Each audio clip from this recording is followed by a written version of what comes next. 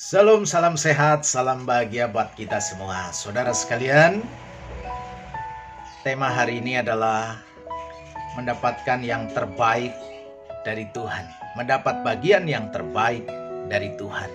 Saudara sekalian yang dikasihi oleh Tuhan, mana yang lebih baik menurut saudara? Melayani atau dilayani Tuhan? Atau tepatnya, mana yang terbaik? Dilayani atau melayani Tuhan? Mungkin ada yang menjawab, bahkan mungkin sebagian besar menjawab, yang terbaik adalah melayani Tuhan. Karena kita adalah hamba Tuhan, ya kita harus melayani Tuhan. Tuhan adalah Raja di atas segala raja. Dia adalah Tuhan, Sang Maha Kuasa, sumber dari segala sumber. Sehingga kita harus melayani Tuhan. Tetapi saudara sekalian, hari ini saya akan mengajak apa yang Tuhan Yesus katakan berkaitan dengan mana yang terbaik, melayani atau dilayani Tuhan. Saya akan bacakan firman Tuhan saudara dari Lukas pasal yang ke-10. Jadi ceritanya ini dari Lukas pasal yang ke-10 mulai ayat 38 sampai 42. Saya akan bacakan di dalam ayat yang ke-42, demikian firman Tuhan. Tetapi hanya satu saja yang perlu. Maria telah memilih bagian yang terbaik yang tidak akan diambil daripadanya. Sekali lagi saya ulangi apa yang Tuhan Yesus katakan. Tetapi hanya satu saja yang perlu. Maria telah memilih bagian yang terbaik yang tidak akan diambil daripadanya. Saudara sekalian, di sini dalam konteks di mana Tuhan Yesus dengan rombongannya, yaitu dengan 12 rasul, berkunjung ke rumah Marta dan Maria. Ketika mereka sampai di rumah Marta dan Maria, yang dilakukan Marta adalah apa?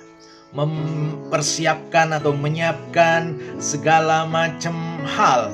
Mungkin berbagai macam makanan, minuman saudara.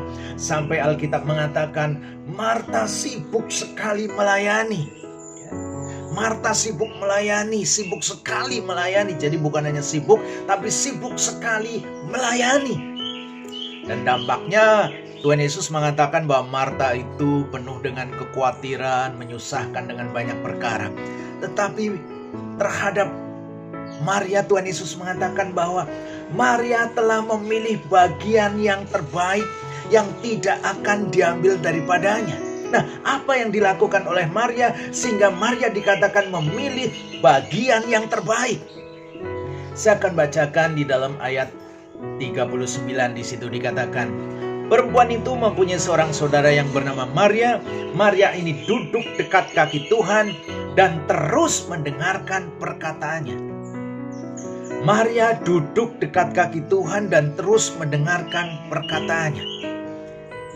Marta sibuk melayani, sibuk menyiapkan berbagai macam hal, makanan, minuman.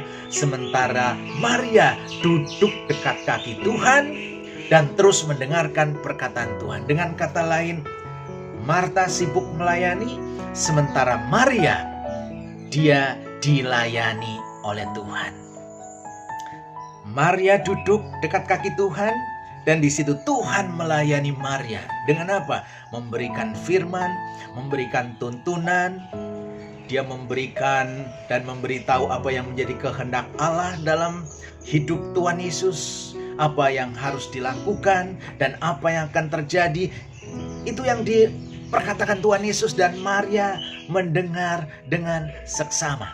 Jadi di sini kita melihat Marta melayani, sementara Maria dilayani oleh Tuhan. Dan Tuhan memberikan pandangan, pendapat, pernyataan yang luar biasa bahwa Maria telah memilih bagian yang terbaik yang tidak akan diambil daripadanya. Dengan kata lain, saudara sekalian, melayani itu baik, bahkan sangat baik. Tetapi yang terbaik menurut Tuhan Yesus justru bukan melayani, melainkan apa? Dilayani. Di sini kita melihat Tuhan Yesus melayani Maria, dan Maria mau dilayani, dan Maria telah mendapat bagian yang terbaik dalam hidupnya. Nah, yang jadi pertanyaan, kenapa? Kenapa dilayani justru merupakan bagian yang terbaik yang didapatkan oleh Maria? Yang pertama, Ya, bahwa ketika Maria dilayani oleh Tuhan, berarti Maria menyambut kedatangan Tuhan. Menyambut apa yang Tuhan katakan, menyambut firman Tuhan. Kenapa? Karena Tuhan Yesus sering mengatakan, "Aku datang untuk melayani dan bukan untuk dilayani." Yesus mengatakan anak manusia datang bukan untuk dilayani, melainkan untuk melayani. Dan Maria tahu itu. Yesus datang itu untuk melayani. Oleh sebab itu ketika Yesus datang, Maria duduk dekat kaki Tuhan dan dia dilayani oleh Tuhan Yesus. Dan Yesus melayani Maria dengan firman-Nya. Dan Maria mendengarkan, bukan saja mendengar dengan telinga, tapi mendengar dengan pikiran, mendengar dengan hati. Sehingga apa yang didengar itu mempengaruhi hidupnya. Apa yang didengar membuat dia semakin kenal siapa itu Tuhan Yesus. Jadi kenapa dilayani Tuhan sebagai bagian yang terbaik? Karena Maria berarti menyambut firman Tuhan, menyambut perkataan Tuhan, menyambut Tuhan sendiri. Hal yang kedua, kenapa dilayani Tuhan merupakan bagian yang terbaik menurut Tuhan? Yang kedua, saudara, dengan dilayani Tuhan, maka seseorang akan semakin mengenal Tuhan. Semakin mengenal isi hati Tuhan. Semakin mengenal kehendak Tuhan. Ketika Maria dilayani oleh Tuhan Yesus, membuat dia semakin tahu siapa itu Tuhan Yesus. Semakin mengenal siapa itu Tuhan Yesus. Dia muka dengan muka, bergaul dengan Yesus. Sehingga dia semakin tahu apa yang menjadi isi Tuhan Yesus. Apa yang akan terjadi dengan Tuhan Yesus. Sehingga di dalam kisah lama, di dalam kisah yang lain, diceritakan bahwa Maria mengorbankan segala yang dimilikinya, yaitu minyak narwastu yang sudah dikumpulkan selama bertahun-tahun yang harganya cukup besar mungkin buat persiapan pernikahan, hanya dipersembahkan kepada Tuhan. Karena Maria tahu tidak lama lagi Tuhan Yesus akan meninggalkan dunia ini. Tuhan Yesus akan mati dan hal ini hanya Maria yang tahu. Sehingga dia memberikan minyak yang terbaik, mengurapi Tuhan selagi Tuhan masih hidup. Maria dilayani oleh Tuhan sehingga dia tahu isi hatinya Tuhan. Dan itu membuat apa yang ketiga, Maria menjadi pribadi yang diperkenan oleh Tuhan.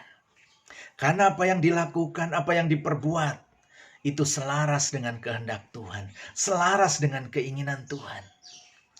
Jadi saudara sekalian yang dikasihi oleh Tuhan, betapa pentingnya kita dilayani oleh Tuhan.